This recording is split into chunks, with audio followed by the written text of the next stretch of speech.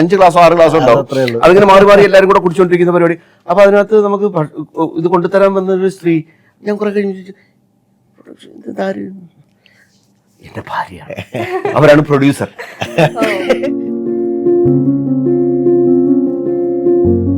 മാറിയോ വന്നിരുന്നപ്പോ എന്തൊരു പുച്ഛമായിരുന്നു പുരിയല് ഇപ്പൊ പുരിയത്. ശരിക്കും ആലോചിക്കേണ്ടി വരും. പക്ഷേ ബ്ലങ്കാവ് അല്ല ബെങ്ക്ലാവ്.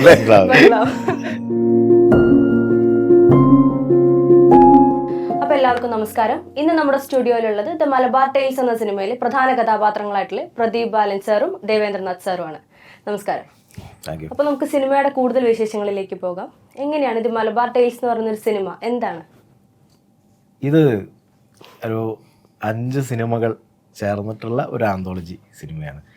ഇതിൻ്റെ പേര് മലബാർ ടൈൽസ് എന്നാണെങ്കിലും കൂടെ ഇത് മലബാർ എന്ന് പറയുന്ന ഒരു റീജിയൻ മാത്രമല്ല, ഇത് കേരളത്തിനെ മൊത്തം പ്രതിനിധീകരിക്കുന്ന സബ്ജക്റ്റുകളാണ്.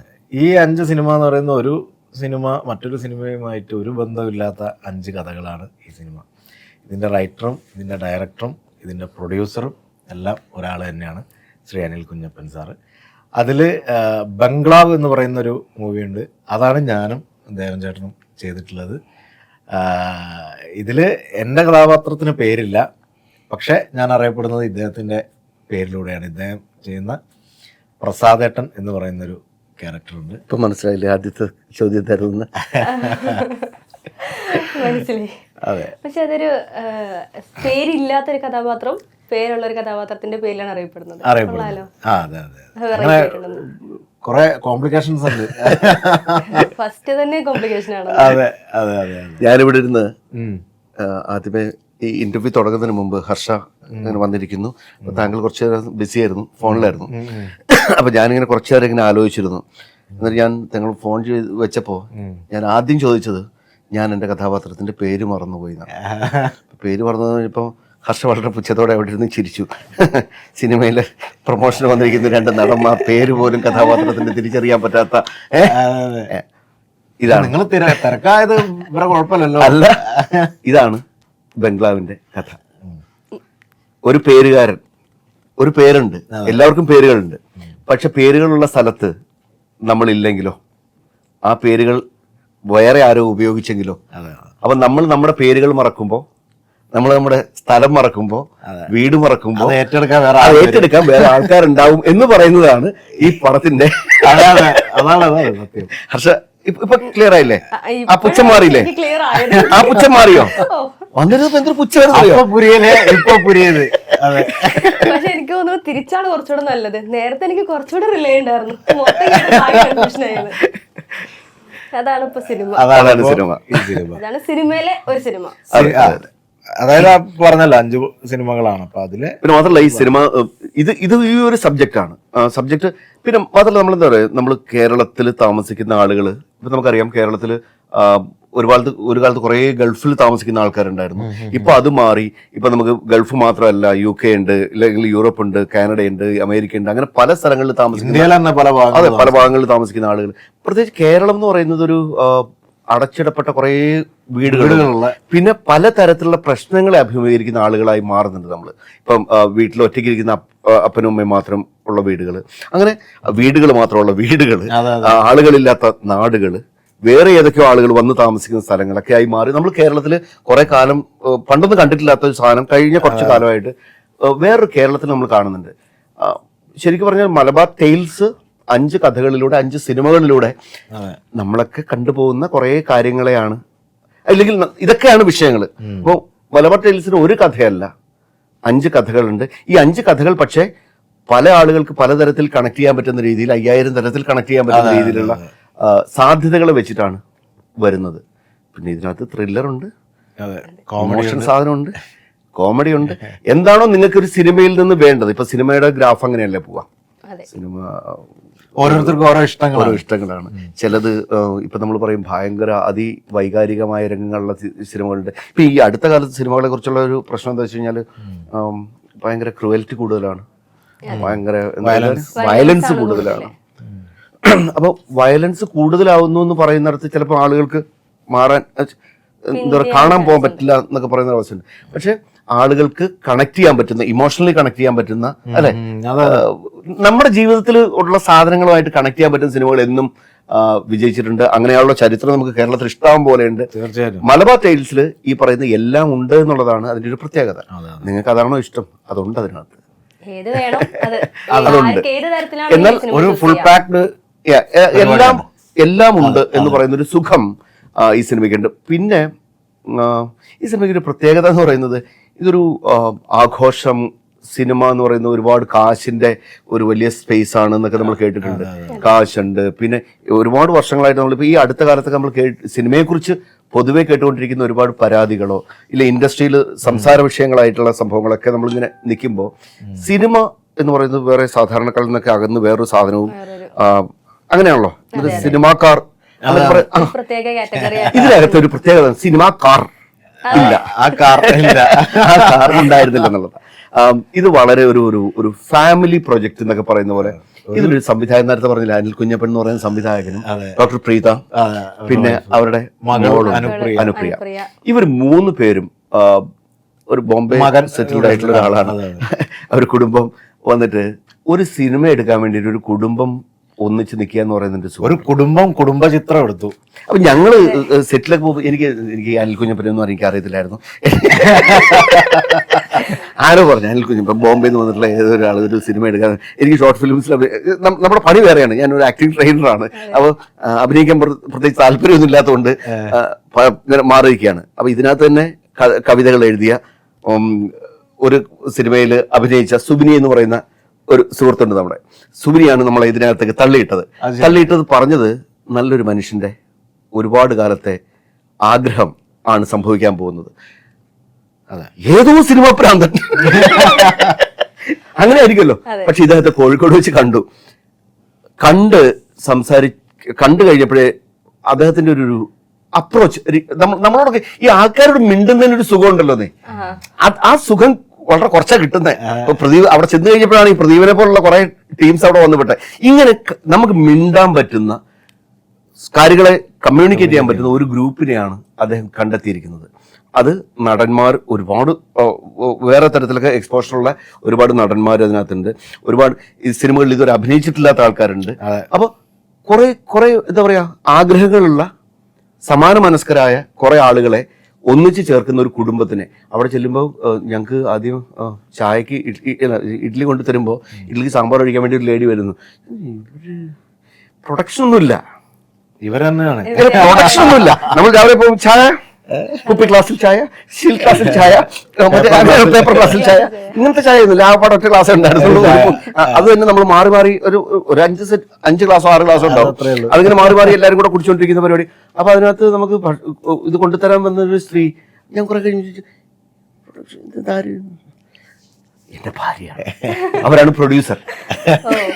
അപ്പൊ ഈ ഭാര്യയും ഭർത്താവും മക്കളും മകനും മകളും ചേർന്ന് ഒരു സിനിമ, ഒരു കുടുംബത്തിന്റെ എന്താ പറയാ ഒരു കുടുംബത്തിന്റെ ആഗ്രഹം, ഇല്ലെങ്കിൽ കുടുംബം എല്ലാം ഒന്നാഗ്രഹിക്കുന്നു. അതെല്ലാരും കൂടെ അത് ആർട്ടാകുമ്പോ ഉണ്ടാവുന്ന ഒരു ആർട്ടിസ്റ്റിക്, ഇപ്പൊ സിനിമയൊക്കെ പോട്ടെ അതിനൊക്കെ ആർട്ട് എന്നുള്ളതുണ്ടല്ലോ. അപ്പം ഏറ്റവും ആർട്ടിന് അങ്ങനത്തെ ഒരു സുഖമുണ്ട്. അപ്പൊ അങ്ങനെ വിശ്വസിക്കുന്ന ആൾക്കാരാണ് നമ്മള്, അങ്ങനെയാണ് ജീവിക്കുന്നത്. അപ്പൊ ആർട്ടിന് ഇങ്ങനെ കുറെ ആൾക്കാരെ ഒന്നിച്ചു കൂട്ടാൻ പറ്റും എന്നുള്ളതാണ്. അവിടെയാണ് ഞാനും പ്രദീപൊക്കെ. ആർട്ടിലുള്ളവർക്കൊക്കെ ഒരേ ഹാർട്ടാണ്. പ്രദീപിനെ നമ്മൾ ടി വിയിൽ കണ്ടിട്ടുണ്ട്, ഒരുപാട് സിനിമകളിൽ കണ്ടിട്ടുണ്ട്. അപ്പൊ പ്രദീപൊക്കെ ആയിട്ട് അങ്ങനെ കണ്ട് ഒരു ആള് എന്നുള്ളതല്ലാതെ ഇത്രയും അടുത്ത് രസകരമായിട്ട്. അപ്പൊ പ്രദീപ് എന്ന് പറയുന്ന വ്യക്തി അവിടെ വന്ന് അഭിനയിക്കുന്ന സമയത്ത് ഞാൻ പറഞ്ഞല്ലോ എന്റെ കഥാപാത്രം എവിടുന്നോ വരികയാണ്. ഇനി കഥ പറയില്ല, എന്നാലും എവിടുന്നോ വരുന്ന ഒരാള് ഇയാളുടെ പേരിൽ അയാളുടെ സ്ഥലത്ത് താമസിക്കുമ്പോ എന്നതാണ് കഥ. വരുമ്പോ നമുക്ക് നാടും പേരൊക്കെ പോയി, പക്ഷെ അതേ പേരിൽ ആരൊക്കെയോ അവിടെ ഉണ്ടാകും. അപ്പൊ നിങ്ങള് നാടും വീടും വിട്ട് പോകുമ്പോ പേടിക്കണ്ട, ആരൊക്കെ ഉണ്ടാവും നിങ്ങളുടെ പേരിലും നാടിലും എടുക്കാൻ. അതാണ് ബംഗ്ലാവിന്റെ ഒരു കഥ. അതാണ് ഒരു സ്റ്റോറി, ബംഗ്ലാവിന്റെ സ്റ്റോറി. അപ്പോൾ ഇപ്പൊ പറഞ്ഞു എല്ലാം ഓരോന്നും ഓരോ, അല്ലെങ്കിൽ ഇപ്പൊ ഒരു സിനിമ ഒരു ഒന്നിലധികം ഷോർട്ട് ഫിലിമുകൾ ഒന്നിച്ച് ചേർത്ത ഒരു ആന്തോളജി പോലെ ഒരു മൂവി ഈ സിനിമ ബംഗ്ലാവ്. അതിന്റെ സ്റ്റോറി ഇങ്ങനെയാണ്, അല്ലെങ്കിൽ ഒരു സ്റ്റോറി ലൈൻ ഇങ്ങനെയാണെന്ന് പറയുന്നതായിരിക്കും നല്ലത്. അപ്പൊ ബാക്കിയുള്ള സിനിമകളും എന്തോ ലൈക്ക് എന്തെങ്കിലും ജണറിൽ വന്നിട്ടുള്ള മൂവികളാണോ? ലൈക്ക് ഒന്ന് ശതാഭിഷേകം എന്ന് പറയുന്ന ഒരു സിനിമ, നമ്മളെ അനിലാൻഡോ അഭിനയിച്ചിട്ടുള്ള പടം. പിന്നെ ചെമ്പ് എന്ന് പറഞ്ഞിട്ട് വേറൊരു പടമുണ്ട്. പിന്നെ പർദ്ദ എന്ന് പറഞ്ഞിട്ടൊരു സിനിമയുണ്ട്. അങ്ങനെ മറ്റേ പടത്തിൻ്റെ പേര് എനിക്ക് ഓർമ്മയില്ല. ഒരു 5 സിനിമകളാണ്. ഈ പറഞ്ഞല്ലോ ഒക്കെ വേറെ ഡിഫറെൻറ്റ് ജോണറാണ്. എല്ലാം ഒന്നും ഒരു ബന്ധമില്ല, പക്ഷെ എല്ലാം എഴുതിയിരിക്കുന്ന ഒരാളാണ്. അതെ, അതാണ്. പിന്നെ ഇതിൻ്റെയൊക്കെ വേറൊരു പ്രത്യേകത എന്ന് വെച്ച് കഴിഞ്ഞാൽ നമ്മൾ സിനിമ ഇപ്പം വലിയൊരു സിനിമ എടുക്കാനുള്ള സബ്ജക്റ്റ് ഉള്ള 5 സിനിമകളെ ഒന്നിച്ച് ചേർക്കുക എന്ന് പറഞ്ഞൊരു സാധനമുണ്ട്. ഓരോ സബ്ജക്റ്റും ഇൻഡിവിജ്വൽ ഇൻഡിപെൻഡൻറ്റ് സബ്ജക്ട്സ് ആണ്. അപ്പോൾ ആ സബ്ജക്റ്റിന് തന്നെ വേണമെങ്കിൽ ഒരുപക്ഷെ ഒന്ന് വലിച്ചാൽ അത് മാത്രമായിട്ടൊരു സിനിമയാണ്. പക്ഷെ ഇതിൻ്റെ ഒരു പ്രത്യേകത, അങ്ങനെ ഒരു വലിയ സിനിമയുടെ ഒരു സാധ്യതകളിലേക്ക് പോകുന്നതിന് പകരം കുഞ്ഞു സ്ലോട്ട്സ്, ഇപ്പം എനിക്ക് തോന്നുന്നു അത് നമ്മളിപ്പം OTT കാലങ്ങളിലൂടെയൊക്കെയാണ് നമ്മൾ കടന്നു പോകുന്നത്. ആന്തോളജിയൊക്കെ എന്ന് പറഞ്ഞാൽ ഒരു സിനിമ കണ്ടു കഴിഞ്ഞിട്ട് നമുക്ക് വേണമെങ്കിൽ we can take a break and ഒരു കുറച്ചുകൂടെ കഴിഞ്ഞിട്ട് വേറൊരു സാധനം കാണാം. അപ്പോൾ ആ തരത്തിലൊരു പാറ്റേൺ കൂടി എനിക്ക് തോന്നുന്നു മാറുന്ന കാലത്തിനനുസരിച്ച് ഒരു പാറ്റേൺ കൂടി ഇതിനകത്തുണ്ട്. ഇപ്പോൾ ഇവൻ though it's releasing in the theatres, ആളുകൾക്ക് ഇൻ ബിറ്റ്വീൻ ഒരു ബ്രേക്കും കാര്യങ്ങളും വെച്ചുകൊണ്ട് പോകാനുള്ള സാധ്യതയാണ്. ഓരോന്നും ഓരോ അനുഭവങ്ങൾ നൽകുന്ന കൊച്ചു കഥകൾ. ആ കൊച്ചു അനുഭവങ്ങളുടെ സമയം എനിക്ക് തോന്നുന്നത് സിനിമാ തിയേറ്ററിൽ ഒരു നമുക്ക് ആന്തോളജികൾ വന്നിട്ടുണ്ടെങ്കിൽ പോലും എല്ലാ ആന്തോളജിയും ഏതോ തരത്തിൽ കണക്റ്റഡ് ആയിരിക്കും. ഇല്ലെങ്കിൽ അങ്ങനെ ഉണ്ടല്ലോ, ഇല്ലെങ്കിൽ 5 ഡിഫറെന്റ് സംവിധായകർ ചെയ്തിട്ടുള്ള പടങ്ങളുണ്ട്. അത് ഡിഫറെന്റ് ആയിട്ടുള്ള പടങ്ങൾ നമുക്ക് വളരെ ഏറ്റവും പ്രശസ്തമായിട്ടുള്ള സിനിമകൾ അവിടെ കിടക്കുന്നുണ്ട്.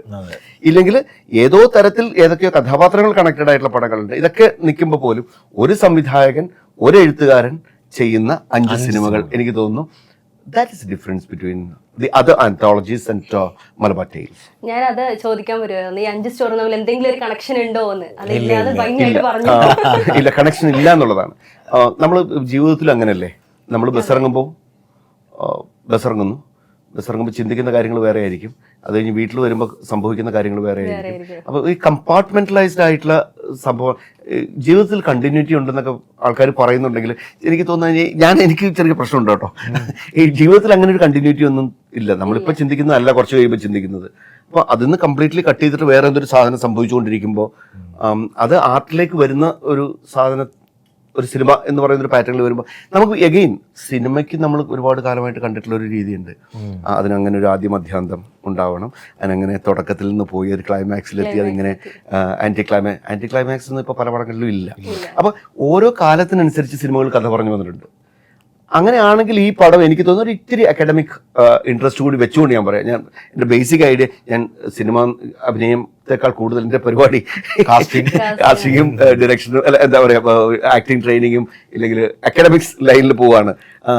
ആ ഒരു സാധനം വെച്ചുകൊണ്ട് ഞാൻ ഇതിനെക്കുറിച്ച് ഞാൻ ഡയറക്ടറുമായിട്ട് സംസാരിച്ചപ്പോൾ എനിക്ക് തോന്നിയത് ഈ നമ്മൾ സാധാരണ കണ്ടിട്ടില്ലാത്ത ഒരു രീതിയിലുള്ളൊരു സാധനത്തിന് ഈ ഡിഫറെൻറ്റ് സാധനം ഒരേ സംവിധായകൻ തന്നെ ഒരേ എഴുത്തുകാരൻ തന്നെ 5 ഡിഫറെന്റ് കഥകളെ വെച്ചുകൊണ്ട് ഒരു സിനിമ ഉണ്ടാക്കി അവതരിപ്പിക്കുന്നു. അങ്ങനെ ഒരു കണ്ടിന്യൂറ്റി ഒന്നും ഇല്ലാതെ നമുക്ക് ഈ ഇത്രയും സാധനത്തിനെ കണ്ടിരിക്കാൻ പറ്റുമെങ്കിൽ അതെനിക്ക് തോന്നുന്നത് ഒരു പുതിയ ശീലത്തിന്റെ സാധ്യത കൂടിയാണ്. ഇങ്ങനെ ഒരു മൂവി ഫസ്റ്റ് ടൈം ആണെന്നാണ് എന്റെ ഒരു ഇങ്ങനെ ഒരു സ്റ്റോറിയിൽ വരുന്നത്. 5 ഡിഫറെന്റ് സ്റ്റോറീസ്, ഒരു കണക്ഷൻ പോലും അല്ല. 5 ഡിഫറെന്റ് സ്റ്റോറീസ് വന്നിട്ടുള്ള കഥകൾ ഇതിനു മുമ്പുണ്ട്. പക്ഷെ അല്ലെ 5 ഡിഫറെന്റ് സ്റ്റോറീസ് വന്നിട്ടുള്ള 5 ഡയറക്ടേഴ്സ് ചെയ്തിട്ടുള്ള പടങ്ങളൊക്കെയാണ്. പക്ഷെ ഒരൊറ്റ ഡയറക്ടർ ചിലപ്പോൾ 5 റൈറ്റേഴ്സ് ആയിരിക്കും. ഇത്ര പടങ്ങളുടെ പേരുകൾ ഇപ്പൊ അതിനുവേണ്ടി പറയണ്ടെന്ന് വിചാരിച്ചിട്ടാണ്. പക്ഷെ ഒരു റൈറ്റർ, ഒരേ സംവിധായകൻ, രണ്ടും ഒരാള്. അതാണ് ഇതിന്റെ ഒരു വ്യത്യാസം. അപ്പൊ 5 ഡിഫറെന്റ് തോട്ട്സ്, 5 ഡിഫറെന്റ് ലൈഫ്സ് ഒരു ഫ്രെയിമിൽ കൊണ്ടുവരുമ്പോൾ അദ്ദേഹം ജീവിതത്തിൽ കണ്ടിട്ടുള്ള 5 വ്യത്യസ്തമായ കഥാതന്തുക്കളെ, 5 ജീവിതാനുഭവങ്ങളെ നമുക്ക് ഒരുമിച്ച് കാണാൻ പറ്റുന്നു എന്നുള്ളതിന്റെ ഒരു സുഖവും കൂടി എനിക്ക് തോന്നുന്നു മലബാർ ടൈൽസ് മുന്നോട്ട് വെക്കുന്നുണ്ട് പ്രേക്ഷകന് വേണ്ടിയിട്ട്. അത് പ്രേക്ഷകന് വന്നിരുന്ന് കാണുമ്പോൾ മനസ്സിലാവും. വന്നിരുന്ന് കമ്പാർട്ട്മെന്റലായിട്ട് കാണാം. അവൻ തിരിച്ചിറങ്ങി പോകുമ്പോൾ ഇതിനെക്കുറിച്ചൊക്കെ വ്യത്യസ്തമായിട്ടായിരിക്കും ചിന്തിക്കുകയും ചെയ്യുന്നുണ്ടാവുക എന്നുള്ളത് സംശയമൊന്നും വേണ്ട. അതെ. ഈ മലബാർ ടൈൽസ് ഷൂട്ട് ചെയ്തതൊക്കെ മലബാറിൽ തന്നെയാണോ ഫുൾ ഒരു സ്റ്റോറി ഫുള്ള്, അല്ലെങ്കിൽ ഈ ബംഗ്ലാവ് എന്ന് പറഞ്ഞ മൂവി ഫുള്ള് ഷൂട്ട് ചെയ്തത്? ബംഗ്ലാവ് മൊത്തം കോഴിക്കോട് തന്നെയാണ്. ഏതോ ഒരു സിനിമ മട്ടാഞ്ചേരി ആ ഭാഗത്ത്, തൃശ്ശൂർ വെച്ച് മട്ടാഞ്ചേരി ചെയ്തിട്ടുണ്ട്. അവിടെ തന്നെയാണ്. അപ്പൊ എങ്ങനെയായിരുന്നു ആ ഒരു സ്ഥലത്തുള്ള എക്സ്പീരിയൻസ്? കോഴിക്കോട് എന്ന് പറയുമ്പോൾ ഒരുപാട് ബ്യൂട്ടിഫുൾ ആയിട്ടുള്ള ഒരു സ്ഥലമാണ്. ആ നമ്മുടെ ബംഗ്ലാവ് ചെയ്യുന്നത് ഒരു ബംഗ്ലാവിലായിരുന്നു. അതെ അതെ, അത് നമ്മുടെ ഡയറക്ടറെ സുഹൃത്തിന്റെ വീട് തന്നെയാണ്. അത് ഈ സൗഹൃദങ്ങളുടെ ഒരു ഇതുണ്ടല്ലോ, എനിക്ക് തോന്നുന്നു ഈ പടത്തിന്റെ തുടക്കം തൊട്ട് ഞങ്ങൾക്ക് കിട്ടിയിട്ടുള്ള ഒരു വൈബ്, വെരി പോസിറ്റീവ് വൈബ്. അപ്പൊ ഞാനിപ്പോ ഹർഷയുടെ മുമ്പിൽ ഇരിക്കുന്ന സമയത്ത് നമുക്ക് കിട്ടുന്നത് പറയുന്നത് സാധാരണ ഓൺലൈൻ ചാനലുകളിലെ ഇന്റർവ്യൂ ഒക്കെ നമ്മൾ കാണാറുണ്ട്. അത്തരത്തിലുള്ള നെഗറ്റിവിറ്റി ഒന്നും ഇല്ലാതെ പ്ലെയിനായിട്ട് പറയാണ് കേട്ടോ. അങ്ങനെ എല്ലാ ചാനലും ഉണ്ടെന്നല്ല പറയുന്നത്, ചില ചാനലുകൾ കൃത്യമായിട്ട് ഉണ്ട് താനും. അത്തരത്തിലുള്ള സാധനങ്ങളൊന്നും ഇല്ലാതെ ഈ വൈബ് ഉണ്ടല്ലോ, ഈ ചില നല്ല ആൾക്കാർ ഒന്നിച്ചു ചേർന്നൊരു ചായക്ക് കൂടിയിരുന്ന് ആ ഒരു സൗഹൃദത്തിന്റെ അന്തരീക്ഷമാണ് കോഴിക്കോടിന് പ്രത്യേകിച്ചുള്ളത്. അപ്പൊ ഈ ബംഗ്ലാവ് എന്ന് പറയുന്ന ഇത് നമ്മൾ ഷൂട്ട് ചെയ്യുന്ന സമയത്ത് ആ നാട് എന്ന് പറയുന്നത് ആളുകൾ ഭയങ്കരമായിട്ട് സഹകരിച്ചുകൊണ്ടിരിക്കുന്ന ഒരു നാടും കൂടിയാണ്. ആളുകൾ വരുന്നു, ആളുകൾ എല്ലാത്തിനും സഹകരിക്കുന്നു എന്ന് പറയുന്ന രീതിയിൽ ഞങ്ങൾക്ക് ഭയങ്കരമായിട്ടൊരു സഹകരണം കൂടി അവിടെ കൂടുതൽ. അയ്യോ, ആ വീട്ടില് അതൊക്കെ കഴിഞ്ഞിട്ട് ഞങ്ങൾ ഷൂട്ടൊക്കെ കഴിഞ്ഞിട്ടും അവര് നമ്മള് എന്താ പറയാ, നമ്മളൊരു സ്ഥിരം അതിഥിയായിട്ട് അവിടെ ചെല്ലാൻ നമുക്ക് തോന്നുന്ന തരത്തില് ഒരു ഷൂട്ടിംഗ് ഒക്കെ കഴിഞ്ഞൊരു വീടും കഥാപാത്രങ്ങളുമായിട്ടൊന്നും ബന്ധം ഉണ്ടാവണം ആവശ്യമില്ല, നടന്മാരും നടിമാരും ഒന്നുമായിട്ട് ബന്ധം ഉണ്ടാവണമെന്ന് ആവശ്യമില്ല. പക്ഷെ ഇത് who ever we have connected with, അവരെല്ലാവരും നമ്മുടെ എത്രയോ കാലത്തെ വളരെ അടുത്ത ആളുകൾ. നിങ്ങൾ ചോദിച്ച ചോദ്യം അതാണെങ്കിൽ, ഞാൻ നേരത്തെ പറഞ്ഞ കുറെ മനുഷ്യന്മാരെ ഒന്നിച്ചു കൂട്ടിയ നല്ലൊരു പ്രൊജക്ട് ഇനി ഒന്നുകൂടി എനിക്ക് ആഡ് ചെയ്യാം. ഞാൻ നേരത്തെ പറഞ്ഞ പോലെ കെട്ടുകാഴ്ചകളില്ലാത്ത, ഇപ്പൊ ചില്ല് ഗ്ലാസും കുപ്പി ഗ്ലാസും പേപ്പർ ഗ്ലാസും തമ്മിലുള്ള വ്യത്യാസങ്ങളില്ലാത്ത കാരവാനും ഇല്ലെങ്കിൽ നമ്മൾ നേരത്തെ പറഞ്ഞ സംഭവങ്ങളും അതൊന്നും അല്ല, അതൊന്നും വേണമെന്നില്ല നല്ല സിനിമയ്ക്ക് എന്ന് പറയുന്നതിന്റെ ഒരു തെളിവ് കൂടിയാണ് മലബാർ ടൈൽസിന്റെ. ഞങ്ങൾ എല്ലാവരും അഭിനയിച്ചിട്ടുള്ളത്, ഞങ്ങൾ പലരും പൈസ വാങ്ങാതെ അഭിനയിച്ചിട്ടുള്ള ആൾക്കാരാണ്. കാശ് എന്ന് പറയുന്നത് അവിടെ ഒരു ക്രൈറ്റീരിയ ആയിരുന്നില്ല. അപ്പൊ സിനിമ എടുക്കണമെന്ന് തോന്നുന്ന ആൾക്കാർക്ക്, കൃത്യമായി കയ്യിൽ കണ്ടന്റ് ഉള്ള ആൾക്കാർക്ക് സിനിമ എടുക്കാം, അത് കൃത്യമായിട്ട് തിയേറ്ററിൽ കൊണ്ടുവരാൻ പറ്റും. അദ്ദേഹത്തിന്റെ ഏറ്റവും വലിയ പ്രയത്നം കൊണ്ടാണ് കേട്ടോ ഇതിങ്ങനെ സംഭവിക്കുന്നത്. അങ്ങനെ ഒരു നല്ല മനസ്സുണ്ടെങ്കിൽ സിനിമയ്ക്കൊന്നും ഒരുപാട് കാശിന്റെ ആവശ്യമില്ല. അതാണ് ഞങ്ങൾ ഇതിനകത്ത് ഏറ്റവും വലിയ സ്നേഹവും ബന്ധങ്ങളും ഉണ്ടാക്കുന്ന ഒരു ക്രിയേറ്റീവ് സ്പേസ് ഉണ്ടല്ലോ. അവിടെ എനിക്കൊരു കഥയുണ്ടെങ്കിൽ, നിങ്ങൾക്കൊരു ആശയമുണ്ടെങ്കിൽ, നിങ്ങൾക്കൊരു ടാലന്റ് ഉണ്ടെങ്കിൽ, അപ്പൊ അങ്ങനെ കൂടാൻ പറ്റുന്ന കൂട്ടായ്മകളെ സൃഷ്ടിച്ചെടുക്കുന്നത് എനിക്ക് തോന്നുന്നു ഒരുപാട് കാലമായിട്ട് കല എപ്പോഴും അങ്ങനെയാണ് സംഭവിച്ചുകൊണ്ടിരിക്കുന്നത്. പക്ഷെ നമ്മൾ സിനിമയെക്കുറിച്ചൊക്കെ പറയുമ്പോൾ സിനിമ കച്ചവടം, കാശ് എന്ന് പറയുന്ന സാധനത്തിലേക്ക് മാറി ചിന്തിക്കപ്പെടുന്ന ഒരു കാലത്താണ് ഇതുണ്ടായിട്ടുണ്ടോ. ഇങ്ങനെയും സിനിമ ചെയ്യാം, ഇങ്ങനെയും സിനിമ ചെയ്തിട്ടുള്ള ചരിത്രം കോഴിക്കോടിനുണ്ട്. കോഴിക്കോടിന് ഒഡേസ എന്ന് പറയുന്നത് ജോൺ അബ്രഹാമിന്റെ നാട്ടിലാണ് ഈ സംഭവങ്ങൾ നടക്കുന്നത്. ജോൺ അബ്രഹാമിന്റെ ദേശീയ അവാർഡ് കിട്ടിയിട്ടുള്ളതോ ഇന്റർനാഷണൽ അവാർഡ് കിട്ടിയിട്ടുള്ള സിനിമകളൊന്നും ഈ പറഞ്ഞതുപോലെ കാശ് വാരി എറിഞ്ഞിട്ടുണ്ടാക്കിയ പടങ്ങളൊന്നും. അപ്പോൾ ആ ജോൺ അബ്രഹാമിന്റെ നാട്ടിൽ നിന്നാണ് ഈ സിനിമ ഉണ്ടായിട്ടുള്ളത്. ഒരുപാട് സിനിമാക്കാരുടെ, ചിന്തകന്മാരുടെ, എഴുത്തുകാരുടെ നാട്ടിൽ നിന്നാണ് ഈ സിനിമ ഉണ്ടായിട്ടുള്ളത്. കാശിനപ്പുറത്തേക്ക് കാശൊന്നും മുടക്കണ്ട, നല്ല സൃഷ്ടികൾക്കെന്ന് തെളിയിക്കുന്ന ഒരു അനുഭവമായിരുന്നു സത്യം പറഞ്ഞാല് മലബാർ ടൈൽസ്. അതിന്റെ സന്തോഷം ഞങ്ങൾക്കുണ്ട്. ശരിയാണ്. ഇപ്പൊ ഒരുപാട് പൈസ മുടക്കിയൊക്കെ ചെയ്യുന്ന സിനിമകൾ പലപ്പോഴും പ്രേക്ഷകർക്ക് അക്സെപ്റ്റ് ചെയ്യാൻ പറ്റാത്ത രീതിയിലായിരിക്കും ഇറങ്ങി കഴിയുമ്പോൾ. അങ്ങനെ നോക്കുമ്പോൾ ചിലപ്പോൾ ഈ സിനിമ എല്ലാവരും ഏറ്റെടുക്കുന്ന ഒരു മൂവിയായി മാറട്ടെ, അങ്ങനെ പ്രാർത്ഥിക്കാം. അങ്ങനെ ആയിരിക്കും എന്ന് പ്രതീക്ഷിക്കുന്നു. ഏറ്റെടുക്കുമെന്ന് പറഞ്ഞു കഴിഞ്ഞാൽ ഇതിനകത്ത് നിങ്ങളെ അനാവശ്യമായി വലിയ ചിന്താ പദ്ധതികളിലേക്ക് കൊണ്ടുപോകുന്ന, നിങ്ങളുടെ ചിന്തയെ വെല്ലുവിളിക്കുന്ന സംഭവങ്ങളൊന്നുമല്ല. മറിച്ച് നിങ്ങൾ ഇമോഷൻസിനെ കണക്ട് ചെയ്യുന്ന വിഷയങ്ങളാണ്. അത്രയേ ഉള്ളൂ. ഇമോഷൻസിനെ കണക്ട് ചെയ്യുന്ന പറഞ്ഞാൽ ഓരോ മനുഷ്യനും കാണുമ്പോൾ ഓരോ തരത്തിലായിരിക്കുമല്ലോ വിഷയങ്ങളെ കാണുക. അപ്പൊ എന്തായാലും നമ്മുടെ എല്ലാം ജീവിതത്തിൽ സംഭവിച്ചിട്ടുള്ള വിഷയങ്ങൾ തന്നെയാണ് അതിൽ emotionally we will be connected. Intellectually നിങ്ങൾക്ക് ചിന്തിക്കുകയും ഒരുപാട് റിവ്യൂസ് എഴുതി ആ ഹാഫ് മറ്റേ എന്തായിരുന്നു ലാഗ് ആയിരുന്നു, second half. So no need of that kind of unnecessary criticisms because these are all small pieces, കുഞ്ഞു പീസസ് ആണ്. പിന്നെ ലൈഫിൽ ലാഗ് ഉണ്ടെങ്കിൽ കലയിൽ ലാഗ് ഉണ്ടാകാം. ഓക്കെ, ലൈഫ് ലാഗ് ചെയ്ത് പോകാം, ഫാസ്റ്റിൽ പോകാം. അപ്പോൾ we are not worried about the kind of അങ്ങനത്തെ സാധനത്തിന്റെ ഒന്നും സംഭവം സാധ്യതകളെ നമ്മളിവിടെ കാണുന്നില്ല. ആളുകൾ കണ്ടാൽ ഏത് തരത്തിലുള്ള ആളുകൾ, പിന്നെ എല്ലാ മനുഷ്യരും ക്രിട്ടിക്കുകളാണ്, എല്ലാവരും റിവ്യൂവേഴ്സുമാണ്. അപ്പൊ നമ്മളെല്ലാവരും സിനിമ കാണുമ്പോൾ നമ്മുടെ എല്ലാവരുടെയും മനസ്സിൽ ഉണ്ടാവുന്ന ചിന്ത എല്ലാവർക്കും ഉണ്ടാവട്ടെ, അത് തൊട്ടടുത്തുള്ള ആൾക്കാർക്കും കൂടി എത്തിക്കാൻ പറ്റിയാൽ കൊച്ചു സിനിമ എന്നൊന്നും പറഞ്ഞ് അതിനെ ഞാൻ കൊച്ചാക്കുന്നില്ല. വലിയ മനസ്സുള്ള ഒരുപാട് പേരുടെ ചെയറിലാണ് അതിനെ. എല്ലാവരും സാധാരണ പറയല്ലോ പൈസ മുടക്കാത്ത പടത്തിനെ കൊച്ചു സിനിമ, ഞങ്ങളൊരു കൊച്ചു സിനിമയുടെ ഭാഗമായിട്ടുണ്ട്. അല്ല, ഞങ്ങൾ വലിയ ഒരു കലാരൂപത്തിന്റെ സ്വപ്നമാണല്ലോ ഇത്. അല്ല, വലിയൊരു കലാരൂപത്തിന്റെ ഭാഗമാകാൻ ആഗ്രഹിക്കുന്ന, സ്വപ്നം കാണുന്ന ഒരുപാട് പേരുടെ കൂടെ ചേരുമ്പോൾ ഇതൊരു വലിയ സിനിമയാണ്. ആ വലിയ സിനിമയെ നമ്മളെപ്പോലുള്ള വലിയ കൂട്ടം ജനങ്ങൾ ഏറ്റെടുക്കുമ്പോൾ അത് കുറെ കാലം ആളുകളുടെ മനസ്സിൽ നിൽക്കും. അങ്ങനെയാണല്ലോ സിനിമകളൊക്കെ ഉണ്ടാവുക. അപ്പൊ എന്തായാലും അത് പ്രേക്ഷകൻ കാണണം. അതെ, ഞാൻ വിചാരിച്ചു അത് ഞങ്ങളൊരു റിക്വസ്റ്റും കൂടെയാണ് കാണണം എന്നുള്ളത്. ഞാൻ വിചാരിച്ചു ഇവിടെ വന്നിരുന്നപ്പോൾ ഞാൻ വിചാരിച്ചത് സാറായിരിക്കും, പ്രതിപാലൻ സാറായിരിക്കും കൂടുതൽ സംസാരിക്കുക എന്നാണ് ഞാൻ എക്സ്പെക്ട് ചെയ്തത്. പക്ഷെ അതിന് തികച്ചും വ്യത്യസ്തമായി ഇവിടെ ഇത് വേറൊരു എൻസൈക്ലോപീഡിയ. ഇവിടെ നമ്മളൊന്നുമല്ല. സാർ അത് നൈസായിട്ട് നല്ല രീതിക്ക് അങ്ങോട്ട് സ്കോർ ചെയ്തു. സാർ തന്നെയാണ് കൂടുതൽ കോൺസെൻട്രേറ്റ് ചെയ്തത്. ഞാൻ ക്ഷമിക്കണോളൂ. ദേവൻചേട്ടനെ സംബന്ധിച്ചിടത്തോളം ദേവൻചേട്ടൻ ഒരുപാട് കാലം സിനിമയുമായി ബന്ധപ്പെട്ട്, സിനിമ ഇഷ്ടപ്പെട്ട്, സിനിമയെ പരിശീലിപ്പിച്ച് അങ്ങനൊക്കെ കൊണ്ടു നടക്കുന്ന ഒരാളാണ്. ശരിക്കും പറഞ്ഞാൽ നമ്മളൊക്കെ ഒരു ഗുരുസ്ഥാനീയനാണ്. നമ്മളൊക്കെ പുള്ളിയുടെ ഓരോ വാക്കുകൾ എന്താ പറയുക, ഓരോ ലെസൺ ആയിട്ട് എടുക്കുന്ന ആളുകളാണ്. നമ്മൾ പഠിപ്പിക്കാൻ പോകുന്ന സമയത്ത് പഠിപ്പിക്കുന്നുണ്ട് കേട്ടോ, അതല്ല.